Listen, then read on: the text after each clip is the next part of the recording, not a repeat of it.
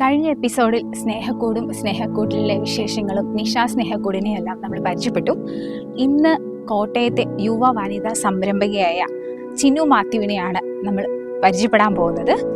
Play വേൾഡിൻ്റെയും hang out food സ്ട്രീറ്റിൻ്റെയും ഉടമസ്ഥയായ ചുരുങ്ങിയ കാലയളവിൽ വളരെ പ്രശസ്തയായി മാറിയ ഒരു വീട്ടമ്മ കൂടിയാണ് ചിന്നു മാത്യു. നമുക്ക് പ്ലേ വേൾഡിൻ്റെയും ചിന്നു മാത്യുവിൻ്റെയും വിശേഷങ്ങൾ ഒന്ന് അറിഞ്ഞു വരാം.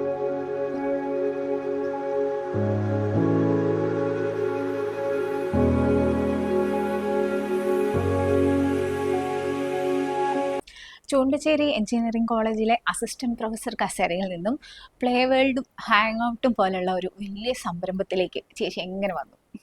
അത് ശരിക്കൊരു ലോങ് ജേണിയാണ്.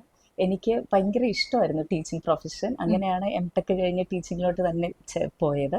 5 ഇയേഴ്സോളം വർക്ക് ചെയ്ത് കഴിഞ്ഞപ്പോൾ തൊട്ട് മനസ്സിലൊരാഗ്രഹം, നമുക്ക് ക്രിയേറ്റീവായിട്ട് എന്തെങ്കിലും ചെയ്യണം, കുറച്ചുകൂടെ എന്തെങ്കിലും സൊസൈറ്റിക്ക് വേണ്ടി ചെയ്യണം എന്നും എനിക്കൊരു ആഗ്രഹം ഉണ്ടായിരുന്നു.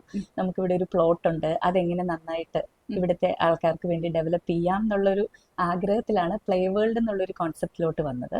അപ്പം ആ ടൈമിൽ ശരിക്കും പറഞ്ഞാൽ പിള്ളേർക്ക് ഇങ്ങനെ കളിക്കാൻ ഏറ്റുമാനൂര് ഒരു പാർക്കില്ല. എൻ്റെ മക്കളുടെ ചെറിയ സ്റ്റേജ്, അപ്പം നമ്മൾ എല്ലാത്തിനും ഇങ്ങനെ എറണാകുളം ഓടിക്കൊണ്ടിരിക്കുക. അപ്പൊ അതിന് പകരം ഇവിടെ തന്നെ ഒന്നുണ്ടെങ്കിൽ നല്ലതായിരിക്കും എന്നുള്ളൊരു ഐഡിയയിലാണ് അതിലോട്ട് എത്തുന്നത്. അങ്ങനെ റിസൈൻ ചെയ്ത് ഒരു 6 മന്ത്സിനുള്ളിൽ പ്ലെയിൻ പ്ലോട്ടിൽ വർക്ക് ചെയ്താണ് ഫസ്റ്റ് പ്ലേ വേൾഡ് സ്റ്റാർട്ട് ചെയ്യുന്നത്. അപ്പം ഇന്ന് കാണുന്ന ഒരു മനോഹരമായ ഒരു പാർക്കും ഒരു ഫുഡ് സ്ട്രീറ്റും, ഏറ്റുമാനൂര് എന്ന് പറയുമ്പോൾ നൈറ്റ് ലൈഫ് ആസ്വദിക്കാൻ വേണ്ടി എല്ലാവരും ഇപ്പം ഇങ്ങോട്ട് അപ്പൊ ശരിക്കും ഒരു സ്വപ്നം സാക്ഷാത്കരിച്ചു എന്നുള്ള ഒരു രീതിയിലേക്ക് ചേച്ചി എത്തിയോ? അതെ, എന്നാലും എന്റെ സ്വപ്നങ്ങൾ ഇനിയും മുന്നോട്ടുണ്ട്. ഇതിന്റെ ഒരു വേണമെങ്കിൽ ഒരു സെക്കൻഡ് ഫേസ് എന്ന് പറയാം. കാരണം പാർക്കായിരുന്നു ഞങ്ങളുടെ ഫസ്റ്റ് ഫേസ്. സെക്കൻഡ് ഫേസ് ആണ് hang out street food hub. അത് നമ്മൾ പുറത്തൊത്തിരി യാത്ര ചെയ്യുമ്പം എന്തുകൊണ്ട് നമ്മുടെ നാട്ടിൽ നൈറ്റ് ലൈഫ് ഇല്ല എന്നുള്ളൊരു ക്വസ്റ്റ്യനിൽ നിന്നാണ് നമ്മൾ സ്ട്രീറ്റ് ഫുഡിലോട്ട് വരുന്നത്. പക്ഷെ അത് ഭയങ്കര ചാലഞ്ചിങ് ആയ ഒരു തീരുമാനമായിരുന്നു. കാരണം എങ്ങനെ ആൾക്കാർ ഇതിനെ സപ്പോർട്ട് ചെയ്യുമെന്നും നല്ല ഡൗട്ട് ഉണ്ടായിരുന്നു. നമ്മൾ പോലും ഇങ്ങനെ ഒരു 1 ഇയർ എന്തായിരിക്കും റെസ്പോൺസ് എന്ന് വെയിറ്റ് ചെയ്യണമെന്ന് എക്സ്പെക്ട് ചെയ്തെടുത്ത് ശരിക്കും ഞങ്ങൾ തുടങ്ങി. പിന്നെ വന്നൊരു ഹൈപ്പ് ഞങ്ങൾ എക്സ്പെക്ട് ചെയ്തൊരു ഹൈപ്പ് അല്ല അത് കിട്ടിയത്. എനിക്ക് തോന്നുന്നു ആൾക്കാർ വെയിറ്റിംഗ് ആയിരുന്നു തോന്നുന്നു ഇങ്ങനെ ഒരു കാര്യത്തിന് വേണ്ടി. നൈറ്റ് ലൈഫ് എക്സ്പ്ലോർ ചെയ്യാൻ നമ്മുടെ കോട്ടയത്തുള്ളവർ ശരിക്കും ആഗ്രഹിച്ചിരുന്നു.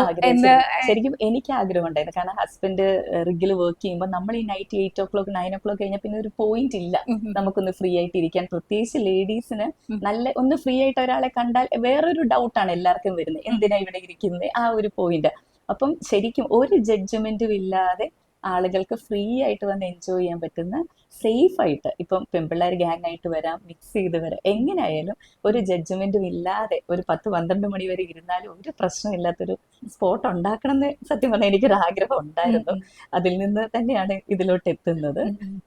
അപ്പം ഈ നമ്മുടെ പ്ലേ വേൾഡ് തുടങ്ങിയപ്പോഴും ഹാങ് ഔട്ട് തുടങ്ങിയപ്പോഴും ഒരു വനിതാ സംരംഭക, ഇതിപ്പം ചേച്ചിക്ക് ഇതിന് മുന്നേ എക്സ്പീരിയൻസ് ഒന്നുമില്ല, ടീച്ചിങ്ങുമായിട്ട് യാതൊരു ബന്ധവും ഇല്ലാത്തൊരു പ്രൊഫഷനാണ് ഇത്. അത് വന്നപ്പം വെല്ലുവിളികൾ എന്തെങ്കിലുമൊക്കെ നേരിടേണ്ടി വന്നിട്ടുണ്ടോ? അപ്പം നീ ഇത് ചെയ്യണ്ട, അല്ലെങ്കിൽ നീ ചെയ്താൽ ശരിയാവത്തില്ല, അങ്ങനത്തെ കമന്റുകൾ, അല്ലെങ്കിൽ നിരുത്സാഹപ്പെടുത്താൻ ആൾക്കാര്, അങ്ങനെ എന്തെങ്കിലുമൊക്കെ? അത് നന്നായിട്ടുണ്ട്.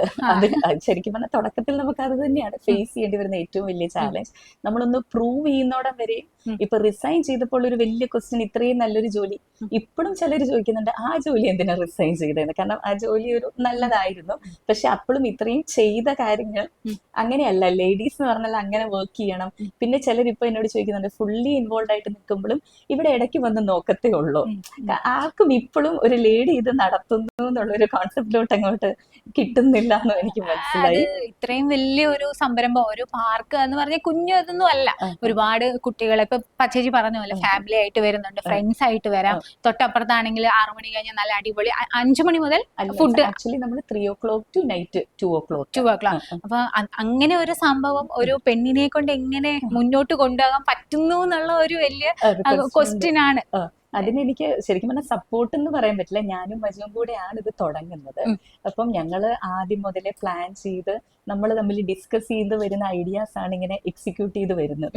എല്ലാ പോയിന്റിലും ഇപ്പൊ ഹസ്ബൻഡ് ഇവിടെ ഇല്ലെങ്കിലും ഫുൾ കാര്യങ്ങളും അന്വേഷിച്ചുകൊണ്ട് തന്നെ ഇരിക്കുന്നത്. പിന്നെ എനിക്ക് വരുന്ന ഒരു ഫാക്ടർ മജു ഇല്ലാത്തൊരു 1 മന്തും അതിനെ കറക്റ്റ് ആയിട്ട് ഇങ്ങനെ കീപ്പ് ചെയ്തുകൊണ്ട് പോകണം. നൈറ്റ് പല ചാലഞ്ചസ് ഉണ്ട്, അപ്പം അതെല്ലാം റെക്ടിഫൈ ചെയ്യാൻ പറ്റുന്ന ആൾക്കാരെ നിർത്തി. അപ്പൊ ഒരു ഗ്രൂപ്പ് ഓഫ് ആൾക്കാര് ചേച്ചിയുടെ കൂടെ എല്ലാത്തിനും സപ്പോർട്ടായിട്ട് ഉണ്ട്. ഈ അതെന്ന് പറയും ഗ്രൂപ്പ് ഓഫ് ആൾക്കാർ തുടക്കത്തിലില്ല, നമ്മൾ ഹയർ ചെയ്ത് നമുക്ക് പറ്റുന്ന ആൾക്കാരെ ഓരോ പോയിന്റിൽ നമ്മൾ പ്ലേസ് ചെയ്തിരിക്കുക. എല്ലാവരും സ്റ്റാഫ് തന്നെയാണ്, ശരിക്കും ഞാനും ഹസ്ബൻഡും ആണ് ഫുള്ളി ഇൻവോൾവ് ആയിട്ട് അത് ചെയ്യുന്നത്. ഇപ്പം നമ്മുടെ അതായത് ഹാങ് ഔട്ടിലും പ്ലേ വേൾഡുമായിട്ട് എത്രത്തോളം ചേച്ചിയുടെ എന്താ പറയുന്നത്, ചേച്ചി എത്ര പേരെ കൊണ്ടുപോകുന്ന ഒരു ഒരു എന്റർപ്രണർ എന്ന നിലയിൽ ചേച്ചി എത്ര പേർക്ക് സ്റ്റാഫ്?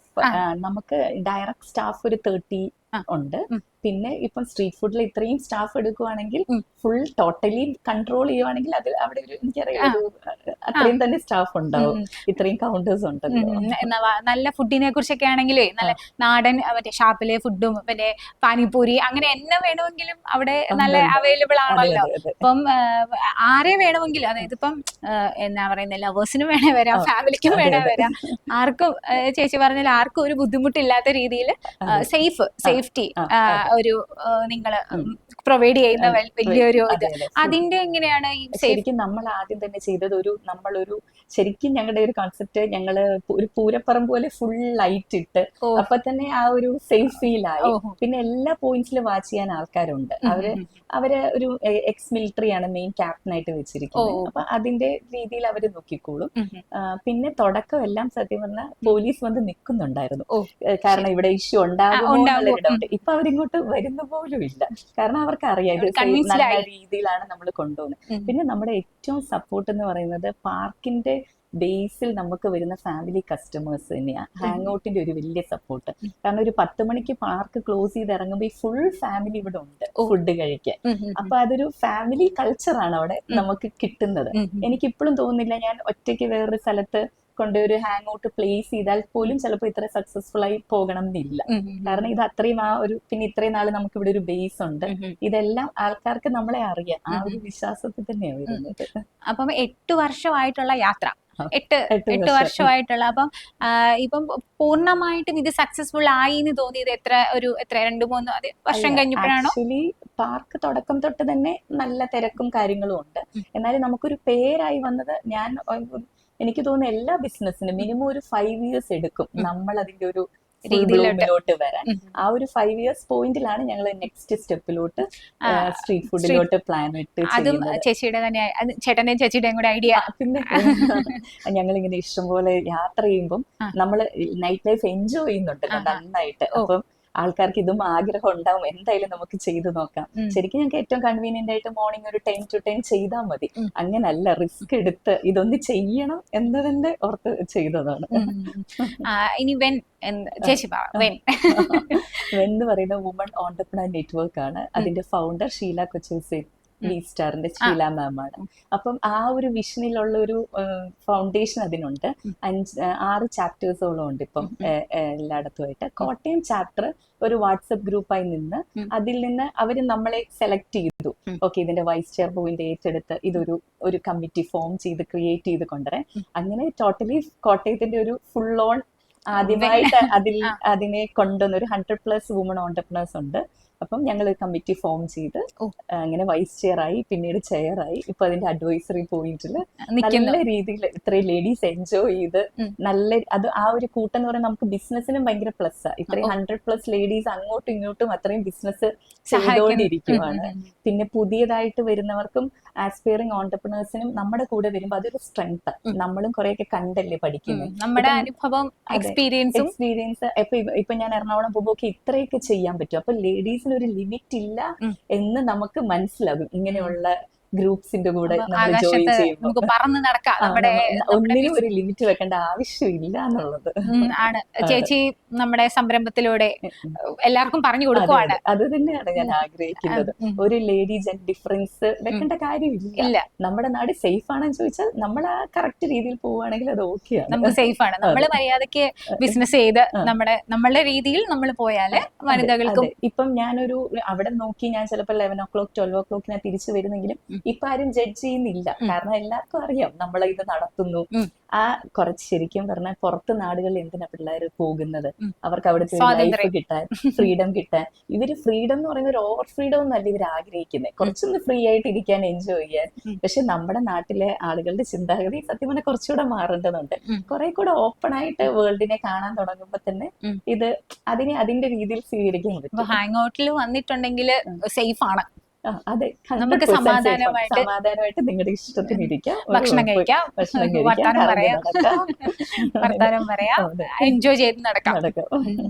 അപ്പം ഈ വെന്നിന്റെ അകത്ത് ഇപ്പം ഏതൊക്കെ ടൈപ്പ് ഓഫ് എന്റർപ്രണേഴ്സ് ആണോ ഉള്ളത്? വിമൺ എന്ന് പറഞ്ഞാൽ ഇപ്പം ഇപ്പം ചേച്ചിയുടെ പോലത്തെ അങ്ങനെയാണോ, അതെയോ കുറച്ച് എല്ലാ മേഖലയിലും കാറ്റഗറിയിലും ഉണ്ട്. അതായത് ഇപ്പം 100+ എന്ന് പറയുമ്പോൾ 100+ഉം അത്രയും തന്നെ ബിസിനസ്സും ഉണ്ട്. ചിലർക്ക് പാരലൽ ബിസിനസ് ഉണ്ട്. അങ്ങനെ പിന്നെ ഞങ്ങളുടെ കൂടെ കൂടി തന്നെ എല്ലാരും എത്ര പേരാന്ന് പറയും പുതിയ ബിസിനസ് ചെയ്യുന്നത്, അതിനുള്ളൊരു ധൈര്യം കൂടെ കിട്ടുക. പിന്നെ ഇതിനെല്ലാം സൊല്യൂഷൻസും നമ്മുടെ ഗ്രൂപ്പിൽ തന്നെ ഉണ്ട്. ഇപ്പൊ നമുക്ക് അക്കൗണ്ടൻസി ഒരു പ്രോബ്ലം ഉണ്ട്, അല്ലെങ്കിൽ ഒരു ഇഷ്യൂ ഉണ്ട്, ഇതിനെല്ലാം ഉള്ള ആൾക്കാര്, കമ്പനി സെക്രട്ടറീസ്, ഇപ്പോഴത്തെ ചെയർ കമ്പനി സെക്രട്ടറിയാണ് റീബ. അപ്പം എല്ലാത്തിനും സൊല്യൂഷൻസ് ഉണ്ട്, ലോയേഴ്സ് ഉണ്ട്, നമുക്ക് എല്ലാ അതൊരു വിരൽ തുമ്പിൽ നമുക്ക് എല്ലാരും കിട്ടുന്നതാണ് വെന്നിന്റെ ഗുണം. അതായത് ഒരു വനിത ഒറ്റയ്ക്ക് ഒരു ബിസിനസ്സിലോട്ട് ഇറങ്ങിയിട്ടുണ്ടെങ്കിൽ താങ്ങായി തണലായി മണ്ണുണ്ട്. അതാണ് അതിന് നല്ലൊരു സിസ്റ്റർഹുഡ് രീതിയും ഉണ്ട്. അപ്പം നമ്മള് ശരിക്കും ഇങ്ങനെ നമ്മള് ബിസിനസ് മാത്രം ചെയ്യുമ്പോ ഭയങ്കര ഒരു എന്താ പറയുന്നത്, നമുക്ക് അതും വെന്നിൽ കിട്ടുന്നുണ്ട്. അപ്പം അവിടെ ചാരിറ്റി പോലെയുള്ള കാര്യങ്ങളൊക്കെ ഉണ്ടോ? ഞങ്ങൾ ചാരിറ്റിയും ഇതുമായിട്ട് മിക്സ് ചെയ്യുന്നില്ല, കാരണം ഇതൊരു എന്താ പറയാ പ്രൊഫഷണലി ഒരു ബിസിനസ് ഗ്രൂപ്പാണ്. കാരണം അങ്ങനെ വരുമ്പോ അതിന്റെ ചിലപ്പം വിഷൻ മാറി പോകുന്നതുകൊണ്ട് മാത്രം അത് ഇൻക്ലൂഡ് ചെയ്യുന്നില്ല. അപ്പൊ ഈ വെന്നിന്റെ അകത്ത് ഇപ്പം ഒരാൾക്ക് പുതിയതായിട്ട് വരണം, ഇപ്പം നമ്മുടെ നാട്ടില് സാധാരണ ഒരു ഗ്രാമത്തിൽ നിന്നുള്ള ഒരാൾക്ക് വെന്നിൽ വരണം എന്ന് ഉണ്ടെങ്കിൽ എന്താണ് ചെയ്യേണ്ടത്? അതിന് ശരിക്കും ഓൺ നെയിമിൽ നമുക്കൊരു ബിസിനസിന്റെ രജിസ്ട്രേഷൻ വേണം, ലൈസൻസോ പാർട്ട്ണർഷിപ്പ് ഡീഡോ എന്താണെങ്കിലും. ഹസ്ബൻഡ് നെയിം ഉണ്ടെന്ന് പറഞ്ഞ് ഒരിക്കലും നമ്മൾ ആരെയും എടുക്കില്ല.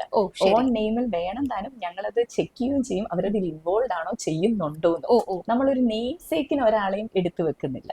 ബിസിനസ്സിൽ ഇൻവോൾവ് ആയ ലേഡീസ് വിത്ത് സർട്ടിഫിക്കേഷൻസ് ആണ് നമ്മൾ എടുക്കുന്നത്. അപ്പൊ ഈ 100+ ആൾക്കാരെയും നിങ്ങൾ നേരിട്ട് ചെന്ന് കണ്ട് കൺവിൻസ്ഡ് ആയി, ഐ മീൻ ഈ വെന്നിന്റെ അല്ല, നമ്മള് ആരെയും ചെന്ന് കാണുന്നില്ല. അവര് താല്പര്യമായിട്ട് നമ്മളോട് ചോദിക്കുമ്പോൾ നമ്മൾ ഇവരുടെ റിക്വയർമെന്റ്സ് എല്ലാം ഒരു ഗൂഗിൾ ഷീറ്റിൽ എടുത്തിട്ട് ഞങ്ങൾ ഒരു കമ്മിറ്റി ഇരുന്നാണ് പാസ്സാക്കുന്നത്, ഒരു 9 മെമ്പർ കമ്മിറ്റി. അപ്പം നമ്മളത് ഒന്ന് ജഡ്ജ് ചെയ്തിട്ടാണ് നമുക്ക് പറ്റുന്ന ആളാണോ നോക്കിയിട്ടാണ്. എത്ര പേരെ വരെ എന്റെ എടുക്കാം അങ്ങനെ എന്തെങ്കിലും ഉണ്ടോ? ഇല്ല, അങ്ങനെ ലിമിറ്റ് ഇല്ല. ഇപ്പം എറണാകുളം ഒക്കെ ആണെങ്കിൽ എനിക്ക് തോന്നുന്നു ഇപ്പം 300+ അങ്ങനെ പല രീതിയിലാണ് പൊയ്ക്കൊണ്ടിരിക്കും. കാരണം അവർ 7 ഇയേഴ്സോളായി തുടങ്ങിയിട്ട്. ഇവിടെ നമ്മൾ 3 ഇയേഴ്സ് ആയി ഇപ്പൊ ചാർട്ട്. അപ്പം അതിന്റെ അകത്തുനിന്ന് കിട്ടുന്ന ലാഭമൊക്കെ ഇപ്പം അത് നമ്മുടെ വെന്നുമായിട്ട് ബന്ധമൊന്നുമില്ല? ഇല്ല, ഒരു ലാഭവും ഇതിലില്ല. ഒരു പ്രോഗ്രാം ചെയ്യാനുള്ള കളക്ട് ചെയ്യും, അത് കഴിയുമ്പോൾ അത് തീർന്നു. അത്രേ ഉള്ളൂ. അത് നമുക്ക് വേണ്ടി നമ്മൾ ഉണ്ടാക്കിയ ഒരു ഗ്രൂപ്പ് അത്രേ ഉള്ളൂ അല്ലേ? പക്ഷെ അത് ഭയങ്കര ഗുണമാണ് ഒരു അറിയാൻ. ഷീലാ മാമിന്റെ ഒക്കെ ഒരു വിഷൻ. അപ്പൊ ശരിക്കും പറഞ്ഞാൽ അത്രയും നല്ല വിഷൻ ഉള്ളതുകൊണ്ട് ഇപ്പം കോട്ടയത്ത് നമ്മൾ റേറ്റ് എടുക്കാൻ ചോദിക്കുമ്പോൾ അതും ചാലഞ്ചിങ് ആണ്. ഇത്രയും 100 പെണ്ണുങ്ങൾ എന്ന് പറയുമ്പോൾ പല സ്വഭാവം, എല്ലാരും ഒത്തൊരുമിച്ച് കൊണ്ടുപോകുന്നത് തന്നെ ഒരു ചലഞ്ചാണ്.